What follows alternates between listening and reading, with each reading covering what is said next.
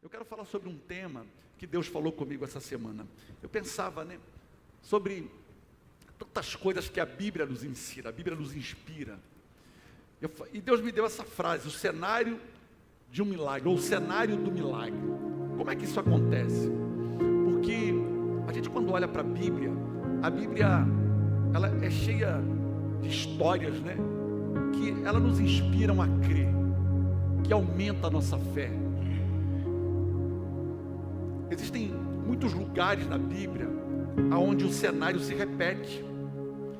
Então nós precisamos aprender com a palavra, pois só ela tem a capacidade de gerar frutos em nossa vida. Então a palavra de Deus, ela tem um poder extraordinário. Só que quando eu ouço a palavra, eu tenho um entendimento. Quando eu proclamo a palavra, aí eu estou criando o futuro. Então lembre-se, o futuro é criado por aquilo que sai da sua boca. Então tome muito cuidado com o que você fala, porque o que você fala pode liberar, mas o que você fala também pode travar. Quem está comigo, diga amém. Agora te dou uma notícia boa, não tenha medo do futuro, irmão, porque Deus sempre está lá te esperando. Deus sempre vai estar lá no futuro te esperando. Então, quando eu libero uma palavra, quando Deus libera uma palavra, não é por minha causa, é por causa de você, mas é por causa do compromisso que Ele tem com a sua palavra.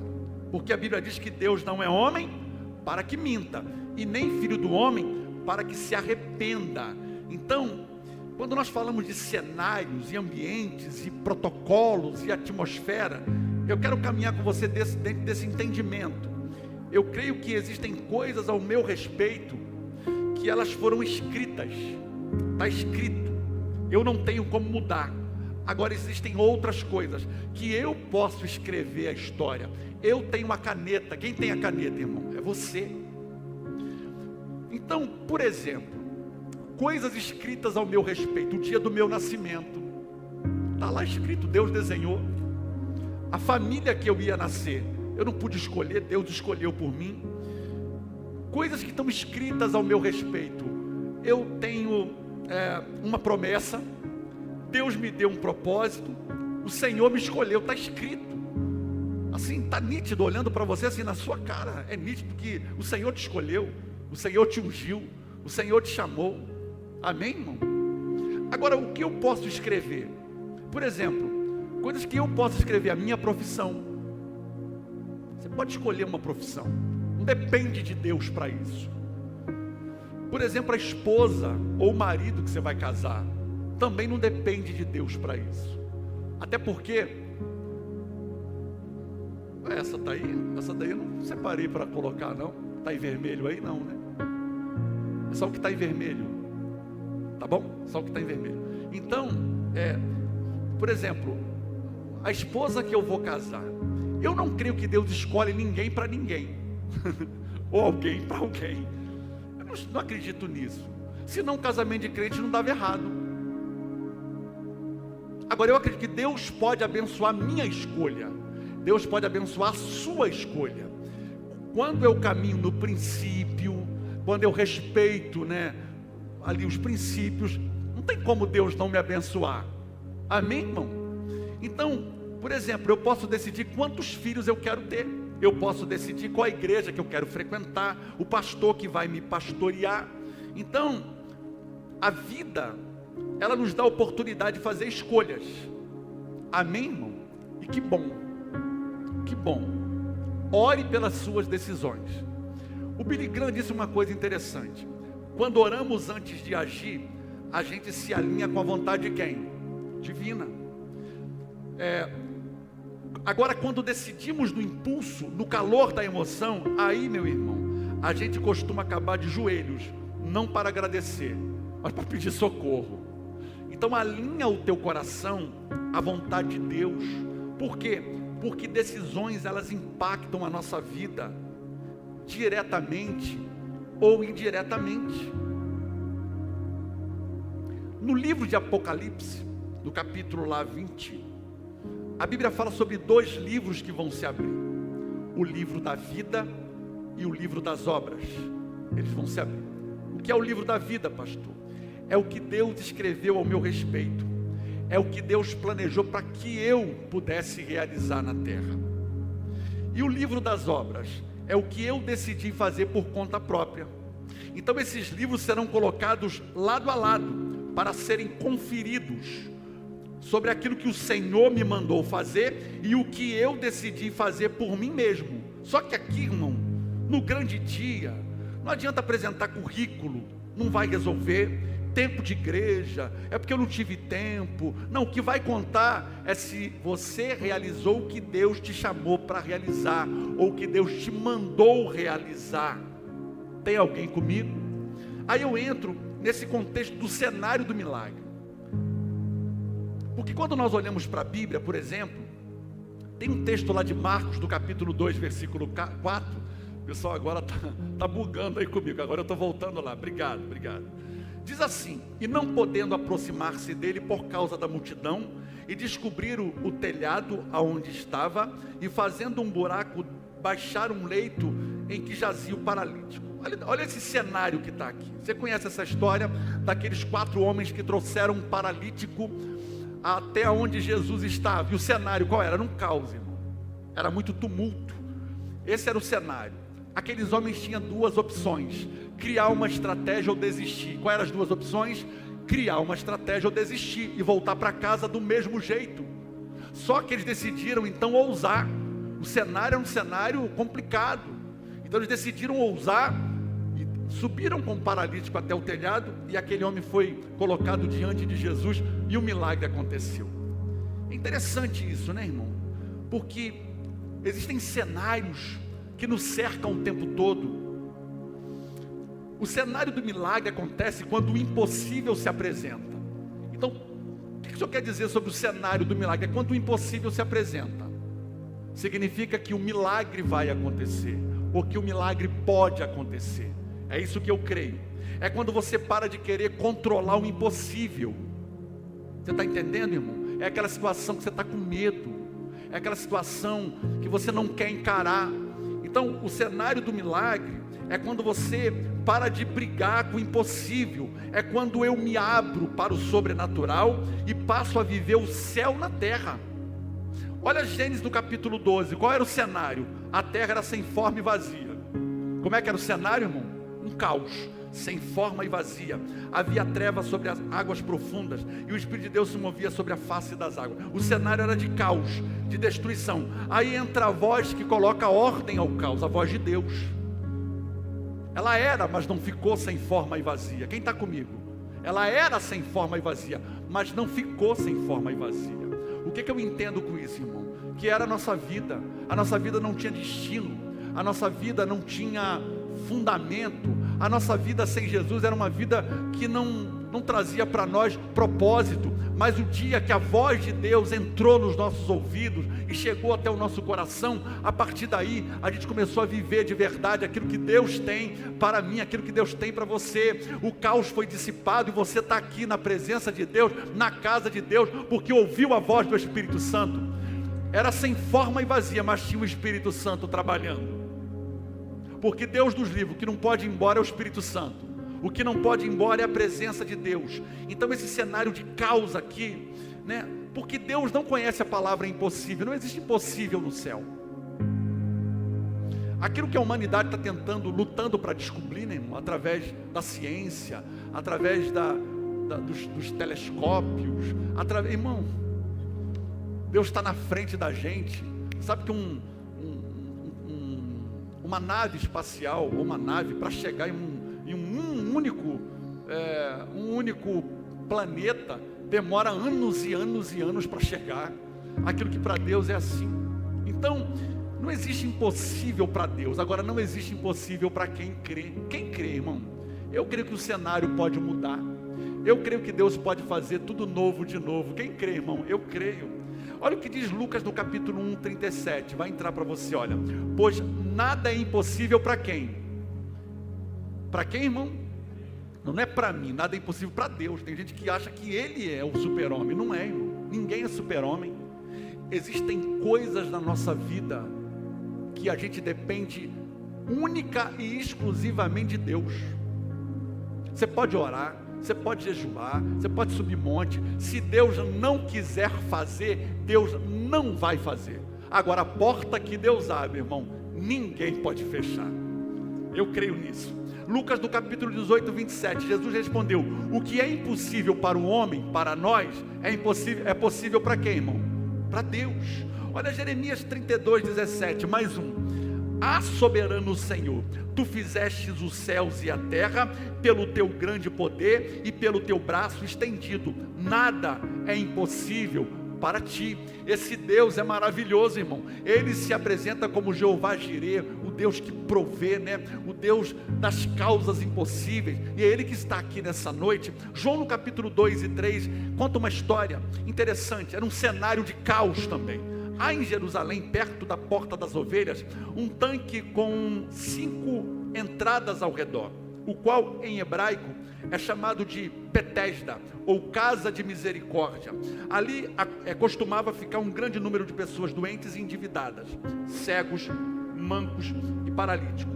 Um dos que estavam ali era paralítico há 38 anos. Você conhece essa história? É um cenário de caos. O tanque de Betesda, ele não nasceu assim. Ele era um lugar, um tanque, mas que vai ter esses contornos e ganhar grandiosidade, porque se contava na época uma história de que uma vez por ano o anjo descia ali e movimentava as águas, e o primeiro que mergulhasse, ele era curado. Havia uma multidão. A Bíblia fala de 5 andares ou 5 alpendres. Eu tive a oportunidade de conhecer. É um lugar gigantesco, com vários compartimentos, onde as pessoas passavam dias, meses, aguardando o tal do movimento da água dos anjos, né? Que o anjo vinha para movimentar a água. E a verdade é que se descobre, estudando a Bíblia, que isso era fictício, isso era uma crença, que as pessoas iam contando de um para o outro, e as pessoas começaram a agradecer e se aglomerar naquele cenário. Pensa num cenário de caos, porque Betesda é casa de misericórdia, mas não tinha misericórdia nenhuma, tinha muita destruição, tinha um cenário daquele, onde as pessoas estavam ali em busca de um milagre, de uma palavra, até que Jesus encontra um paralítico. A Bíblia diz que há 38 anos aquele homem estava aguardando o tal movimento das águas, irmão, que nunca aconteceu, e você conhece a história. Porque Jesus manda ele levantar, tomar o seu leito e andar. Aquele cenário era um cenário de muita dependência. Era um cenário de limitações. O que Deus manda te dizer, irmão, hoje, é que você pode fazer o que ninguém fez. Você pode ver o que ninguém viu. Você pode ir até onde ninguém foi. Tudo isso não se limita à minha capacidade, mas o que eu posso fazer, aquilo que Deus me escolheu. Se eu sei que Deus me escolheu, eu preciso ter no meu coração essa clareza: Deus me escolheu, Deus me chamou, Deus me deu uma missão. Então, o cenário, ele cria um ambiente. O cenário é uma espécie de palco, onde você é o ator principal. Quem você é, irmão? O ator principal. Você sai do coadjuvante e entra no cenário principal para decidir. Então eu falo que esse cenário é um protocolo, é uma agenda celestial na terra, porque o céu, ele tem um protocolo para a sua vida, para a sua trajetória desde o seu nascimento. Por exemplo, quando Jesus chegou na casa de Lázaro, quantos dias Lázaro estava morto? 4 dias. Era um cenário de quê? De caos, de desesperança. Era um ambiente, né, propício para o milagre acontecer. Por que 4 dias mortos? Porque era o ambiente propício para o sobrenatural acontecer. Quem está comigo, diga amém. Lembra daquela mulher no cortejo que vem saindo, aquela viúva com seu filho, e no meio do caminho Jesus interrompe o sepultamento? Qual era o cenário? De tristeza, de angústia, de frieza. Quando Jesus entra ali naquele trajeto, Jesus vai mudar o caos. Jesus dissipa e chama o impossível à realidade.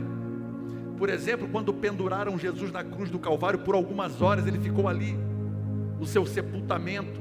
O cenário qual era? Era o cenário perfeito para a ressurreição do Filho de Deus para quem está morto. Então, qual é o cenário que está diante de você hoje? Qual é a situação que tem te paralisado? Existem protocolos para muitas coisas, sim ou não? Sim, os protocolos de Deus, que Deus estabeleceu, cada coisa no seu devido lugar. O protocolo da criação: primeiro Deus cria, Deus preenche, depois Deus traz o homem. Deus não cria o homem primeiro com a terra vazia, primeiro Ele enche a terra e depois Ele apresenta ao homem o jardim do Éden e a sua esposa. São esses protocolos que eu quero caminhar com você. Por exemplo, o protocolo para salvamento aquático, né? Você sabe que uma pessoa, quando está se afogando, você não pode vir pela frente, porque aquela pessoa ela está tão desesperada que ela vai te segurar de um jeito que vai morrer os dois. Então tem um protocolo para se vir pela parte de trás, e em último caso até dar um golpe para desmaiar ela e tirar ela da água. É um protocolo. O protocolo de guerra: um país precisa avisar o outro país que eles vão entrar em guerra. Por exemplo, Israel, antes de bombardear qualquer área, ele manda aviões e helicópteros jogar panfleto para que as pessoas saiam dali. É uma espécie de protocolo. O protocolo para o nascimento de uma criança, né, irmão? Tem tudo na vida tem um protocolo. Tem um protocolo na sua empresa, tem horário para começar, tem horário para terminar, tem turnos. Tem protocolo também na igreja, irmão, sabia? A igreja também tem protocolos para começar culto, para orar, tudo muito bem cronometrado, organizado. Até na tua casa tem protocolo. Tem ou não tem, irmã? Tem protocolo. Tem dia que a irmã fala: hoje não tem janta, hoje é pizza. Tem gente que quinta-feira lá em casa é pizza, sexta-feira é hamburgão. É um protocolo. Então o Éden também tinha um protocolo, onde Deus vinha às 6 da tarde, na viração do dia, mais ou menos esse horário. Para quê? Para conversar com o homem. Você sabia que existe o protocolo do tabernáculo? O tabernáculo não era qualquer pessoa que podia entrar no tabernáculo. Tinha um protocolo. Durante o dia o sacerdote, e uma vez por ano o sumo sacerdote. Por exemplo, o sacerdote andava com umas roupas que eram um protocolo. Ele não podia entrar naquele ambiente consagrado se não tivesse com aquela vestimenta específica. São os protocolos que preparam o cenário para o milagre acontecer. Quem veio em busca de milagre, diga amém. Agora entenda uma coisa: milagres não acontecem em ambientes seguros, irmão. Diga para a pessoa que está do seu lado: tem que descer do barco, tem que soltar da sandália. Lembra que Deus fala para Moisés: Moisés, tira a sandália dos seus pés, Moisés, porque o lugar que você pisa é coisa santa, é terra santa. Tem que descer da sandália, tem que descer do salto, irmão. Tem que quebrantar o coração. Tem gente que não está entendendo. Pedro precisou descer do barco para experimentar o impossível, sabe? Tinha medo, tinha pavor, tinha mar revolto, mas ele precisou descer do barco, porque lugares seguros não garante milagre para ninguém. Mas o dia que você decidir ousar e decidir crer, a coisa vai ficar leve. Você vai parar de questionar Deus, de questionar a vida, de questionar as coisas. Você entendeu que tem um protocolo. Não é do meu jeito, não é do seu jeito, é do jeito de Deus. E eu amo o jeito de Deus. Quem ama o jeito de Deus? A maneira de Deus, a vontade de Deus é boa, perfeita e agradável. Tá bom, irmão? Tá maravilhoso. Então descansa na vontade de Deus. Tem um outro protocolo aqui que eu quero caminhar com você, lá em Êxodo, no capítulo 14, versículo 2. Leia comigo, vai entrar aí, ó. Fala aos filhos de Israel que voltem e que acampem diante de Piairote, entre Migadol e o mar, diante de Baal-Zefon. Em frente deles assentareis o campo junto ao mar.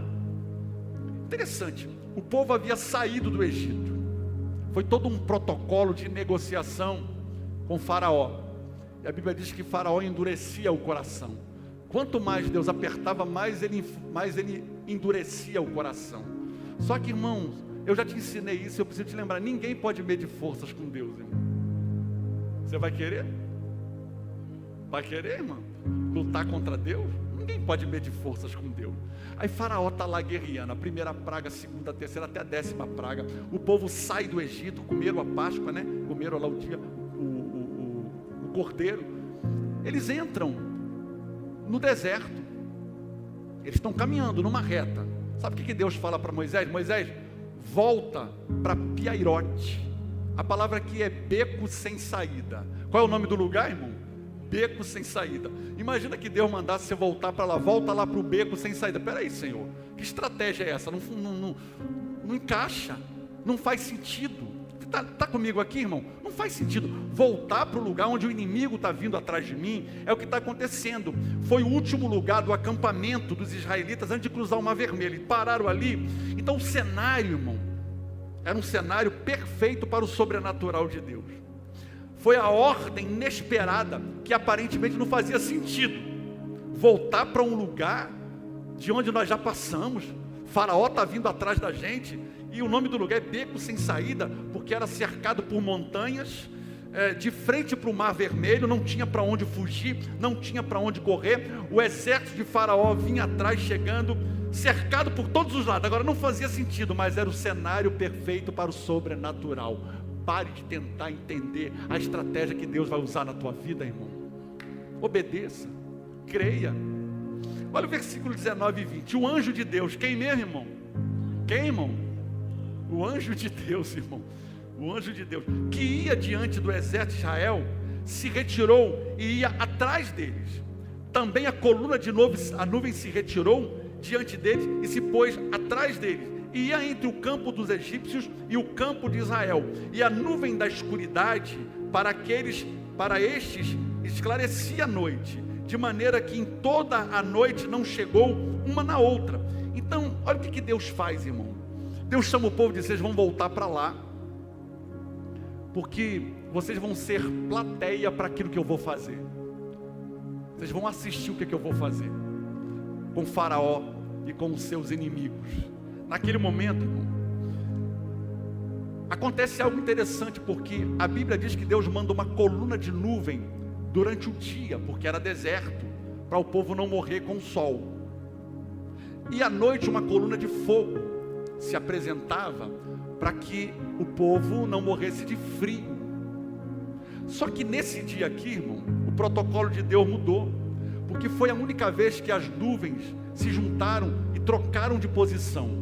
O que o texto está dizendo é que a coluna de nuvem, que era a escuridão, foi na direção dos egípcios, e a coluna de fogo veio na direção do povo de Deus. Então para eles era escuridão, e para o povo de Deus era dia, porque Deus sempre vai confundir aqueles que se levantarem contra a sua vida, irmão. Pode ter certeza de uma coisa, não tente entender a estratégia. Foi a única vez que a coluna de nuvem e a coluna de fogo se encontraram, elas mudaram de posição. Enquanto para Faraó e o seu exército era escuridão, para o povo de Deus era dia. Então a melhor coisa que pode acontecer entre você e o seu inimigo é o teu inimigo se levantar contra você e tentar te tocar e tentar te parar, irmão. É a melhor coisa que pode acontecer. Pastor, por quê? Porque Deus vai se levantar. A irmã já matou aqui a charada, a palavra. Porque Deus vai se levantar em seu favor. Quando alguém profetiza a sua morte, a sua desgraça, a sua destruição, irmão, se concentre em Deus, porque o inimigo quer tirar a tua distração. Porque quando o inimigo toca em você, ele está decretando a sua própria derrota, e a derrota dele não é a sua derrota, porque o que ele profetiza contra você não vai acontecer, é ele que vai receber a sentença. Eu não sei se tem alguém aqui nessa noite entendendo, são os protocolos de Deus, é a maneira de Deus trabalhar, de Deus agir. Piairote, não faz sentido, porque agora o inimigo está atrás, na retaguarda, na frente o Mar Vermelho, irmão. Tem horas que a gente se vê num beco sem saída. Quem já se viu num beco sem saída, irmão? Eu também já me vi em alguns momentos da minha vida. Só que Faraó, tomado de um coração endurecido, ficou cego, irmão. Não conseguia enxergar o que Deus estava fazendo. Que tem coisas que é inegável, é Deus que está fazendo. Eu não teria essa capacidade. Só que tem horas também, irmão, que Deus permite o beco sem saída, porque atrás está Faraó e o exército esperando. Sabe o que Deus está dizendo? Não tem opção de voltar. Deus está dizendo para alguém aqui nessa noite, não tem opção de voltar, porque se voltar morre. Então, irmão, põe logo a tua fé em ação, abre logo esse mar vermelho, atravessa logo, porque aquilo que é protocolo vai se tornar sobrenatural de Deus na sua vida. Tem hora, irmão, que não tem opção, é a gente usar a fé e atravessar o mar mesmo e chegar do outro lado. Eu quero declarar que todo ambiente de resistência, irmão, vai ser dissipado da tua vida. Ambiente de resistência é por falta de autoridade, porque todo ambiente tem uma regência. Todo ambiente é um território debaixo de uma influência. Por exemplo, um ambiente regido por palavras de baixo calão. O que é isso, pastor? Palavrão. É um ambiente que gera uma atmosfera, que traz uma regência sobre o lugar. Ambiente morte, por exemplo. Você já chegou num lugar e começou a passar mal por causa da influência daquele lugar? Por exemplo, você já chegou em alguns lugares, sentir cheiro de enxofre, cheiro ruim. São ambientes que estão dominando, porque ambientes dominam pensamentos, sentimentos, palavras e ações. Vamos dizer juntos: ambientes dominam pensamentos, sentimentos, palavras e ações. Então é um ambiente espiritual governado por regência. E o que é que precisa, pastor? De uma voz de autoridade. Do que é que precisa, irmãos? Uma voz de autoridade. Quem é essa voz de autoridade? É você, porque quando Deus escolhe uma pessoa, Ele unge essa pessoa para um propósito. Ele entrega para ela uma missão. Então essa pessoa se torna uma ferramenta nas mãos de Deus, e ela se torna blindada para realizar a sua missão.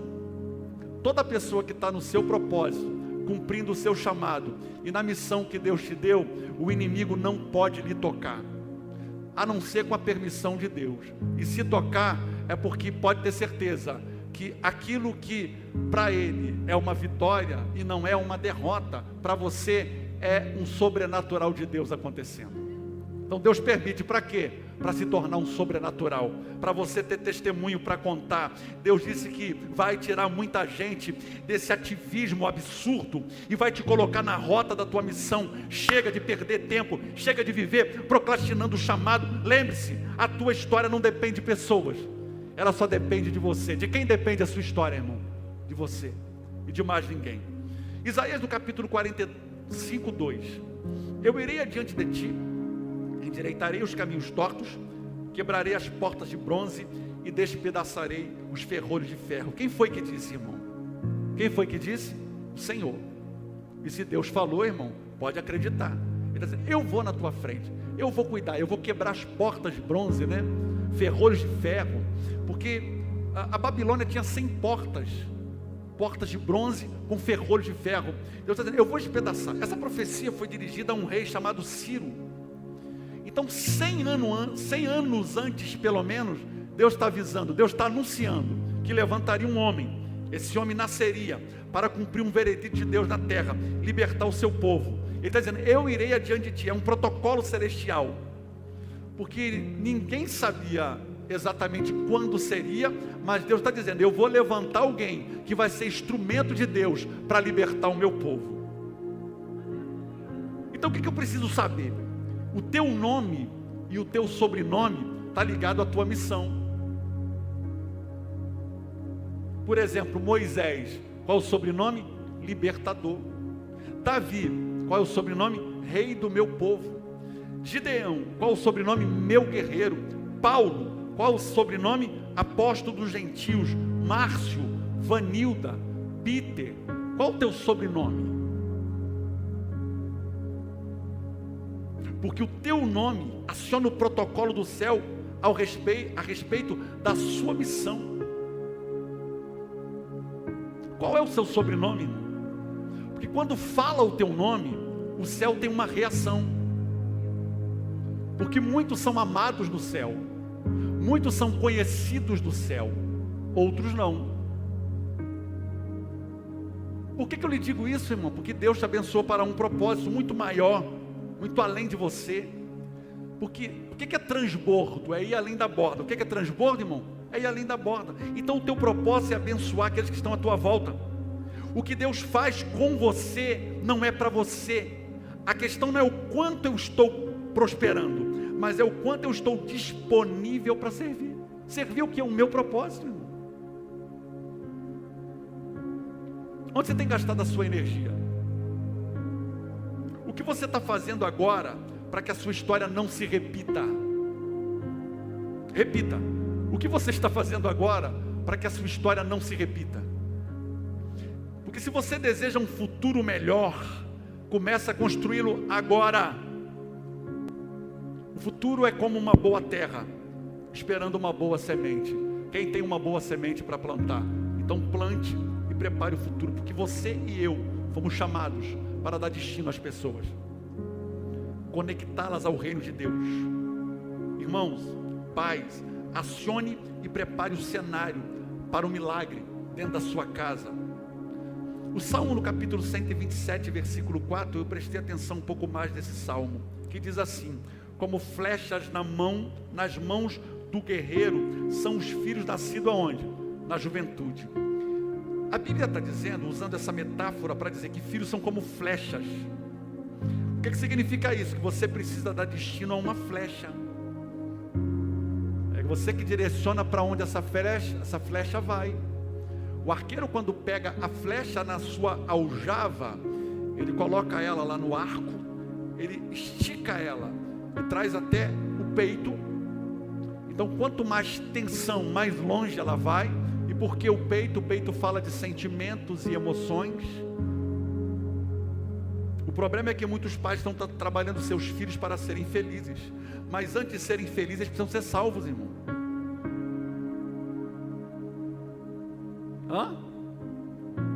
Tem muito pai preparando o filho para a vida, para o mundo, mas você tem que preparar o filho para a vida. Eu vejo muitos pais investindo nos filhos, e não há problema nenhum nisso. Você dá um iPhone 17, não tem problema, roupa de marca, mordomia, facilidade, mas está esquecendo o principal, irmão, é levá-los a uma experiência com Deus. É ver os nossos filhos chorando na presença de Deus, amando a Jesus. Irmão, como isso vai facilitar para a gente? Como isso? Sabe que o arqueiro, então ele puxa a flecha e ela direciona. Irmãos, imprima neles, nos seus filhos, o caráter de Cristo. Eles vão te dar muita alegria. Seja um conselheiro sábio, porque na vida do seu filho, na multidão de conselhos, há sabedoria. Mulheres, não desistam de orar pela sua casa, pela sua família, pelos seus maridos ou pelas suas esposas. Homens, conselhos bons valem muitos. Eu louvo a Deus por mentores na minha vida, por gente que tem me ensinado. É tão bom aprender com quem sabe, com quem já passou por experiência na vida. Tem gente que tem dificuldade, eu não. Eu viajo distâncias, quilômetros e quilômetros, para ouvir alguém que é uma referência naquele assunto, que tem testemunho. A gente está vivendo uma geração frágil, rasa. Escolha mentores na sua vida, gente que pode te orientar. Não é que eu não confio em ninguém. Não, você está no sal então. Confie em ninguém. Não confie em ninguém. Meu Deus, tem que resolver essa alma, irmão. Tem que resolver a alma logo. Você sabe por que Sansão caiu? Porque Sansão não tinha conselheiro, irmão. Ele não ouviu o pai. Ele entrou lá no cenário do inimigo. Ele já estava brincando. Ele já pegou o mel lá na boca do leão, não podia tocar em morto. Aí ele está brincando com os enigmas, lembra? Não é o meu tema, não. Ele está brincando com os enigmas. Até então, irmão, estava dando tudo certo. Porque é assim. Eu parei de dizimar, está dando tudo certo, pastor. Ok. Você não é obrigado. É que eu parei de orar, está dando tudo certo, pastor. Você ainda tem crédito ainda. Deus ainda está no cálice da misericórdia. Não é porque agora eu não quero saber de igreja, não. Agora eu quero ficar Cristo em casa. Ok. Não precisa subir monte. Não precisa mais jejuar, não. É mesmo, tem caça de demônio. Só sai com jejum e oração. Se não vai jejuar, vai fazer o quê, irmão? Então, enquanto está dando certo, irmão, é uma maravilha. Só que depois que a casa cai, já era, irmão. Davi tinha conselheiro. Quem era o conselheiro de Davi? Era Jonatas. Moisés tinha conselheiro Jetro e Arão. Quem era conselheiro de Paulo? Gamaliel. Então cuidado, irmão. Sansão começou a se achar intocável.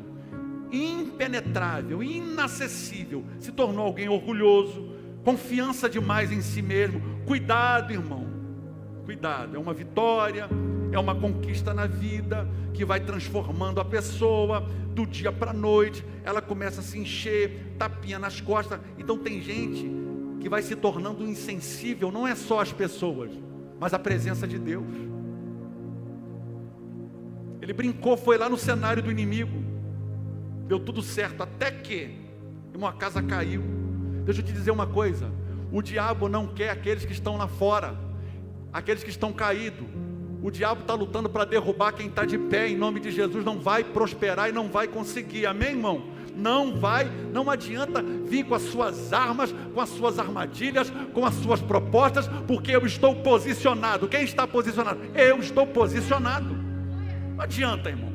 Ele vai mandar lá os dardos inflamados do maligno. Não vai atingir, irmão, porque o Senhor colocou uma blindagem sobre a tua vida. Mas pastor, e o inimigo furioso? A Bíblia diz: quando passares pelo fogo não vai te queimar, pelas águas não vão te afogar, nem os rios vão te submergir, porque o Senhor está contigo. Não é por causa de você, é por causa do propósito e da palavra que o Senhor carrega. Ele não muda, Ele não falha, Ele não volta atrás naquilo que Ele prometeu. Aprenda a depender de Deus, irmão. A vida, ela não é moleza. Eu também aprendi uma coisa: eu também não vou dar moleza para a vida. Estou terminando na história de José. Você pega a história de José, o protocolo de José, irmão, é interessante, porque José era aquele filho mais novo da casa, alguém que estava sonhando, um sonhador. Ele começa a contar o sonho para os irmãos. Irmão, para que foi contar o sonho para o irmão? A partir daquele dia, José deixou de ser amado para ser perseguido. Cuidado para quem você abre a tua boca. Cuidado para quem você conta os seus segredos. Cuidado para quem você compartilha o seu sonho. Que tem gente que vai ficar assim para você mesmo, rindo na tua frente, por detrás vai estar arriscado fazer até macumba, irmão.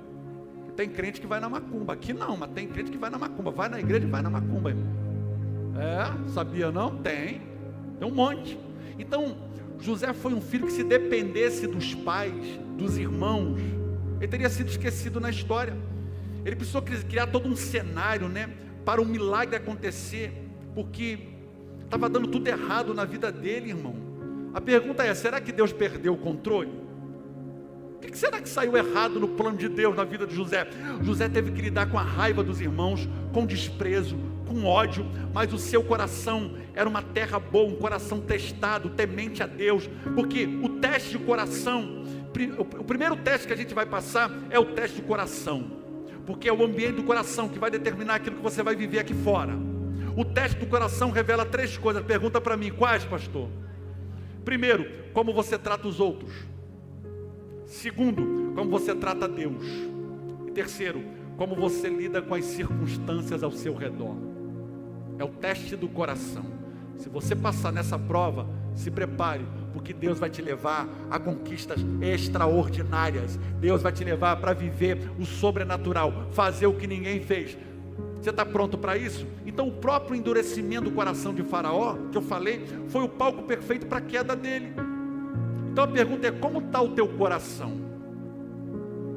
Como é que está o seu coração? Humilde, temente a Deus. Irmão, eu e você, nós não viemos esse mundo para sermos normais. Se uma pessoa está olhando para um crente lá fora e está dizendo assim: eu não vejo diferença nenhuma na gente, tem alguma coisa errada. Porque eu não vim nesse mundo para ser normal, eu não vim nesse mundo para ser mais um, eu não vim nesse mundo para ser comum, irmão. Eu vim para fazer a diferença. Quem veio para fazer a diferença? Porque existem 3 tipos de pessoas no mundo: aquelas que estão contando a história, aquelas que não estão contando a história, e aquelas que estão fazendo história. Quem veio para fazer história, irmão? Então acione o protocolo de Deus na sua vida. Lembre-se, todos os homens e mulheres que Deus usou tiveram que lidar com os protocolos de Deus. Perda, confronto. Deus teve que tirar elas do conforto para que elas pudessem entrar para a história. Senhor te convida hoje para se lançar no sobrenatural. Eu não sei qual é o impossível que você está vivendo, porque eu preguei para você que para Deus não conhece o impossível. Deus pode fazer tudo novo de novo. Deus pode restaurar um casamento. Deus pode restaurar um coração amargurado, um coração frio, um coração congelado. Deus pode restaurar um ministério que parou, que ficou no tempo. Deus pode restaurar aquele dom espiritual que Deus te deu e você sabe. Deus pode restaurar a tua casa por completo. Deus pode restaurar a tua família. Deus pode restaurar tudo. Não depende dele. Só depende de você abrir o coração e acreditar na palavra. Sabe, esses protocolos que Deus vai fazendo. Tem gente que acha que Deus vai fazer de qualquer jeito. Não é de qualquer jeito, irmão. A Bíblia diz assim em Hebreus: sem fé é impossível agradar a Deus. E é necessário, é o que, irmão? É necessário que todo aquele que se achega a Ele creia que Ele existe. Quem crê que Ele existe, irmão? E Ele é galardoador daqueles que o buscam. Deus tem recompensa para a tua vida. Quantos podem ficar de pé comigo agora? Lembre-se, Deus escolheu você. A missão é sua. Outro não vai fazer aquilo que Deus te chamou para fazer. Feche os seus olhos por um minuto. Obrigado, Jesus, por essa palavra. O Deus do impossível que se faz real, Ele é invisível, mas real. O Deus invisível, mas real. Imortal. Deus presente. Deus que faz muito além daquilo que a gente consegue. Quem pode sondar os pensamentos de Deus? Eles são mais altos do que os meus pensamentos. Mais alto, mais elevado. Revela-nos, Senhor, o teu coração. Quantas pessoas estão vivendo, aliás, não vivendo, mas deixando de usufruir do melhor dessa terra? Quantas pessoas deixaram de viver, estão sobrevivendo? Mas essa palavra hoje, Deus, é uma palavra de despertamento, trazendo cura em muitos corações. Seja livre de todo pensamento cativo. Pessoas que não conseguem raciocinar, que não conseguem evoluir nos seus pensamentos. O Senhor te liberta hoje.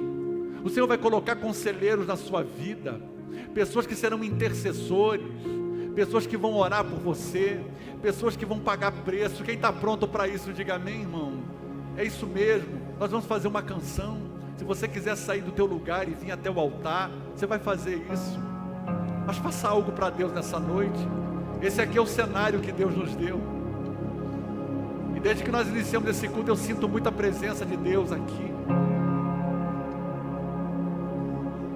Vamos adorar, vamos. Glória a Deus. Shalom, queridos, que Deus abençoe sua vida. Que bom que você assistiu a mais uma de nossas mensagens. Você também pode curtir, comentar e também se inscrever no nosso canal, ativar as notificações para novas mensagens e compartilhar esse conteúdo. Você também pode nos acompanhar através das nossas mídias sociais e o QR Code que aparece na tela.